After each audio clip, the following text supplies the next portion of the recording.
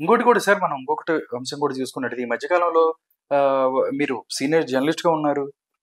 ఆయన మాట్లాడుతూ జర్నలిస్ట్ మీద చిరుబుర్రులాడారు, వెధవలని మాట్లాడిన పరిస్థితి విజయసాయి రెడ్డి ఒకనొక టైంలో. కొంతమంది సామాజిక వర్గాలు ఉన్న జర్నలిస్టులని ఇలా చేస్తున్నారు. నేను ఛానల్ పెడతాను, నేనేంటో నా పవర్ ఏంటో చూపిస్తాను అని చెప్పి మాట్లాడుతున్నారు.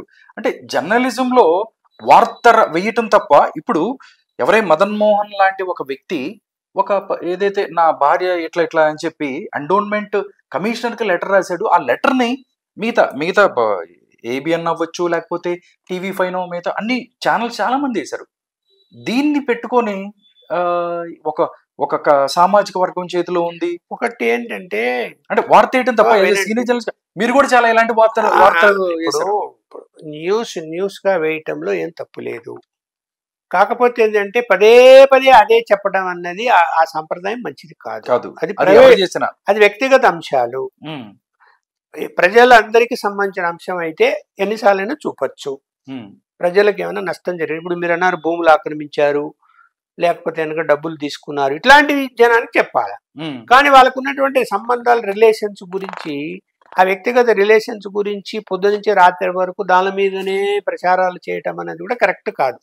చూస్తాను టీవీ ఆన్ చేయాలి, అసహ్యం వేస్తుంది. ఇంట్లో పిల్లలు అందరూ చూస్తారు, అట్లా చూడొచ్చా? అవసరమా? మనం ఏం సందేశం ఇస్తాం ఇంట్లో కుటుంబ సభ్యులకి? ఇప్పుడు టీవీ ఛానల్ అంటే కుటుంబ సభ్యులు అందరూ చూస్తారు, ఏమన్నా ప్రత్యేకంగా చూసుకుంటారా ఆన్ చేసుకొని? కాదు కదా. అందువల్ల కొంత ఎగ్జాజరేట్ గా పోయిన మాట వాస్తవమే. కానీ విజయసాయి రెడ్డి ప్రెస్ మీట్ లో అసలు అంత అసభ్యంగా జర్నలిస్టుల గురించి మాట్లాడడం అన్నది తప్పు. నిజంగా అక్కడ ఆ జర్నలిస్టులు కూడా ఒక్కరు కూడా నోరెత్తలే, మాట్లాడేది కూడా తప్పు ఉంది. అవును. ఇప్పుడు అతను ఆ విధంగా వాడు వీడని మాట్లాడతాడా? జర్నలిస్టులను కూర్చోరా అంటాడా? ఆయన కింద పనిచేసే అటెండర్లమా జర్నలిస్టులు అంటే? లేదంటే ఆయన కింద పనిచేసేటువంటి డ్రైవర్లమా కూర్చోరా అని చెప్పడానికి? ఎవరా వాడు కూర్చోరా? ఇట్లాంటి పదాలు వాడాడు కదా. వాడినప్పుడు నిజంగా అక్కడ జర్నలిస్టులు రివోల్ట్ అయి విడాలా, ఏమయ్యా ఇట్లాంటి భాష మాట్లాడుతున్నావు నువ్వు అని చెప్పి. ఒక్కరు కాలేదు, అతను వారిస్తూ ఉంటే, తిడుతూ ఉంటే, వాడు మాట్లాడుతుంటే సైలెంట్ గా కూర్చున్నారు. మరి దానికి ఏమనాలా? ఒకప్పుడు మేము ప్రెస్ మీట్లలో టీ తాగిపోండి అంటే కూడా మీ టీ వద్దు ఏమవుతుంది, మేము వెళ్ళిపోయేవాళ్ళం, ఏం అవసరం లేదు పోయాయని. అలాగే ఎవరైనా ఏదైనా ఎక్స్ట్రాగా ఏదైనా పదాలు వాడితే బహిష్కరించి వెళ్ళిపోయేవాళ్ళం. నీ ప్రెస్ మీట్ లేదు ఏం లేదు పోయా, వార్తలే రాసేవాళ్ళం కాదు. ఏం చేస్తారు? అలాంటి పరిస్థితి పోయింది ఇవాళ. ఎందుకు చెప్పనా?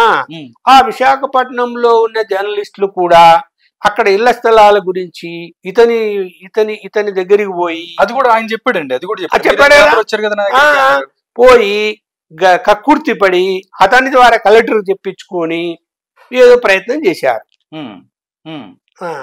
మరి అది కూడా తప్పే కదా, మన వాళ్ళది కూడా తప్పు ఉంది కదా అక్కడ.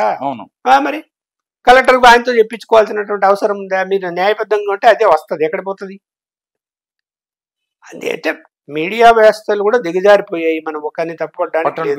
కానీ రాజకీయ నాయకులు అలాంటి మాటలు మాట్లాడకూడదు, గౌరవం అనేది ఇవ్వాలి, ఇచ్చి తీరాలి. అతను చాలా నీచంగా మాట్లాడాడు విజయసాయి రెడ్డి. ఒక రాజ్యసభ మెంబర్ గా ఉండుకొని జర్నలిస్టులను గౌరవించకుండా మాట్లాడాడు. లక్ష్మణ్ గారు, ఈరోజు ఆంధ్రప్రదేశ్ గవర్నమెంట్ ఏం చేసిందంటే ఏపీ అప్పుల మీద శ్వేతపత్రం రిలీజ్ చేసింది. ఏపీ అప్పులు 9,74,556 కోట్ల రూపాయలు ఉన్నాయి అని చెప్పిన పరిస్థితి చూసుకున్నట్టయితే, అంటే చంద్రబాబు నాయుడు ఈరోజు మాట్లాడుతూ ఎమ్మెల్యేలు వచ్చి రోడ్లు కావాలంటే సంతకం పెట్టి పంపేవాడిని, కానీ ఇప్పుడు అవుతుందని భయం ఏర్పడుతుంది, ఈ వ్యవస్థను సరిదిద్దుతనే నమ్మకంతో ముందుకెళ్తున్నాను అని చెప్పి మాట్లాడుతున్న పరిస్థితి.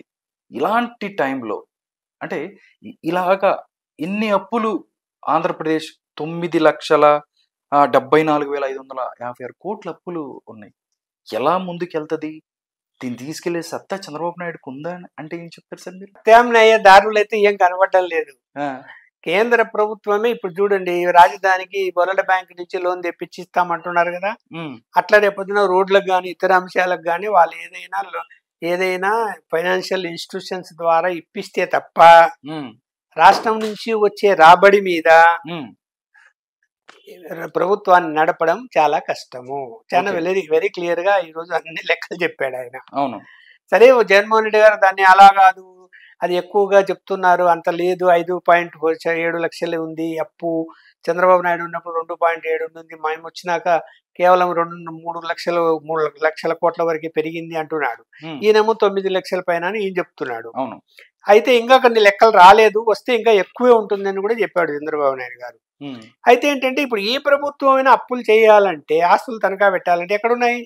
లిస్ట్ ఇచ్చాడు కదా, ఏ ఆస్తులు తనఖా పెట్టాలని. ఎక్కడ పోయినా కూడా అన్ని తనఖాల్లో ఉన్నాయి. ఈ తనఖా పెట్టాలంటే కూడా ఏది కనపడడం లేదు ఇప్పుడు. మరి ఏ విధంగా రెవెన్యూ వస్తుంది?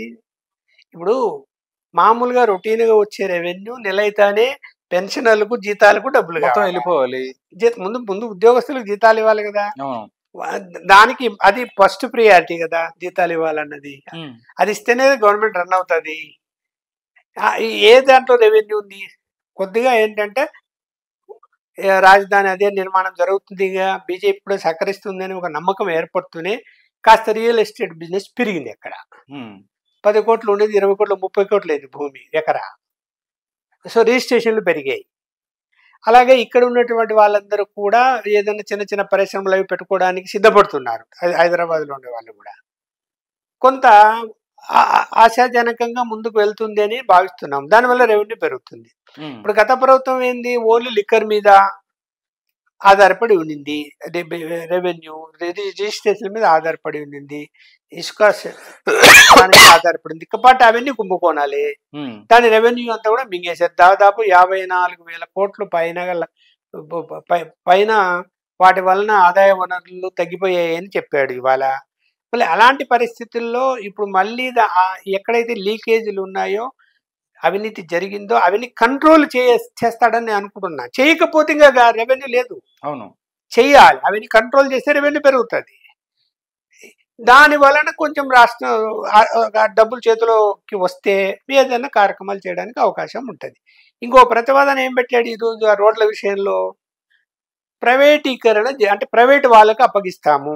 ఎవరైనా రోడ్డు నిర్మాణం చేపడితే సెస్ వసూలు చేసుకునే విధంగా సిమెంట్ రోడ్లు వేస్తారా, అట్లా చెక్ పోస్టులు పెట్టేసి డబ్బులు వాళ్ళే. అంతే కదా, ఇప్పుడు నేషనల్ హైవేలు కూడా అంతే కదా. ఇప్పుడు నేను వెళ్తే కారు నేషనల్ హైవేలు అంతే కదా. ఇన్ని సంవత్సరాల కానీ లీజుకి ఇస్తారు, వాళ్ళు రోడ్డు వాళ్ళే వేస్తారు, వాళ్ళే వసూలు చేసుకుంటారు, ఇబ్బంది లేకుండా పోతుంది. కానీ గ్రామీణ ప్రాంతాల్లో అవి కట్టాలంటే ఇబ్బంది పడతారు కాబట్టి అది వాళ్ళ యొక్క అభిప్రాయాలు తీసుకొని, ఏమయ్యా మీ గ్రామానికి నుంచి మండల కేంద్రం నుంచి మీ గ్రామానికి రోడ్డు వేయాలా అంటే ఇంత ఖర్చు అవుతుంది, ప్రైవేట్ వాళ్ళకి ఇస్తే ఆయన ఇంత సెస్సు అడుగుతాడు, ఆయనకు రోడ్ ట్యాక్స్ కట్టాలా, కాబట్టి మీకేమి అభ్యంతరం ఉందా అని చెప్పి ప్రజాభిప్రాయాన్ని సేకరణ చేసి అలా అయితే రోడ్లు నిర్మించుకోవడానికి అవకాశం బాగుంటుంది, తొందరగా వీలవుతుంది అని చెప్తున్నాడు. అంటే ఆర్థిక పరిస్థితి అంత దుస్థితిలో ఉందని ఆ విధంగా చెప్తున్నాడు. యాక్చువల్గా హైవేల విషయంలో అంటే అంగీకరిస్తారు కానీ ఊర్లో గ్రామీణ ప్రాంతాల్లో అంటే మళ్ళీ తను ఏమంటున్నాడంటే బస్సులు పోయినా, కార్లు పోయినా, లారీలు పోయినా వాటి నుంచి వసూలు చేయాలి, 2 వీలర్స్ కానీ ఆటోలు కానీ ఈటల మీద వసూలు చేయకూడదు అంటున్నాడు. ఒక రకంగా అది వెసులుబాటు చెప్తున్నాడు. చెప్పినప్పుడు మరి అంత రెవెన్యూ వస్తుందా, కట్టేవాళ్ళు ముందుకు వస్తారా? ఇప్పుడు హైవేలో అంటే రెవెన్యూ వస్తుంది, కడతారు, పెట్టుబడి పెడతారు. బట్ గ్రామీణ రోడ్లలో అంత రెవెన్యూ వస్తుందా? ఒకవేళ ఇప్పుడు అవన్నీ మినహాయిస్తే ఎన్ని బస్సులు పోతాయి, ఎన్ని లారీలు పోతాయి, మళ్ళీ ట్రాక్టర్లు కూడా మినహాయింపు అంటున్నాడు. మళ్ళీ ఎంత రెవెన్యూ రాకుండా వాడు ఎందుకు వచ్చి రోడ్డు వేస్తాడు? అది కూడా కరెక్టే కదా. అవన్నీ ఆలోచించాలి. మొత్తం మీద అయితే సమస్యలో ఉంది రాష్ట్రము. సమస్య నుంచి బయటపడడానికి నేనైతే ఏం భావిస్తున్నానంటే చంద్రబాబు నాయుడు గారి కంటే పూర్తి బాధ్యత బీజేపీది. మళ్ళీ చెప్తున్నా, చంద్రబాబు నాయుడుది కాదు.